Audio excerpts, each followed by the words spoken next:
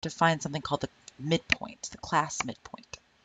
Now the class midpoint is in the middle of your class, so you can find it by adding consecutive lower class limits and dividing by 2. That's what it says right here. Now the first class isn't any use to us down here because it's open-ended. So let's look at this class right here. So remember that this high number over here is really 49.999999999 forever, right?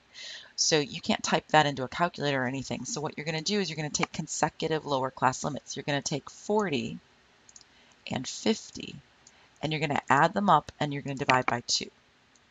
So 40, plus 50 divided by 2, which is 90 over 2, which is 45. Okay. All right, so then the next one would be 50 and 60. You add those two up and divide by 2. So 50 plus 60, which would make 110, which would make 55. Now, there's a pattern kind of going on here because this is a frequency distribution that's set up evenly, which in our course, almost all frequency distributions will be, which is that there's a distance here, 40 to 50, that's 10. 50 to 60, that's 10. 60 to 70, hey, that's 10 again, and so on.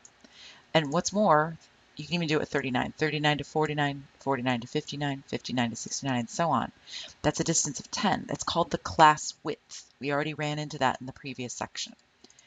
Now you can use that to kind of help yourself. I mean, if you don't want to sit here and do the formula, because you could do the formula, 60 plus 70 divided by 2, 70 plus 80 divided by 2. You could do that, but you're going to run into this pattern of they're 10 apart. 45 plus 10 makes 55. 55 plus 10 makes 65. 65 plus 10 is 75, and then 85, and then 95. Now notice the last one. With open-ended classes, you use the class width to determine that class midpoint, as if it wasn't open-ended. So you pretend, I don't care that this is everything above 90. I'm just going to keep using that 10, 10, 10 and get my number. And by the same token, it was open-ended on the low end. So I'm going to take that 10, I'm subtract it off, and I'm going to get 35. So that's how to find class midpoints. But always remember that what you do is you add up consecutive lower class limits.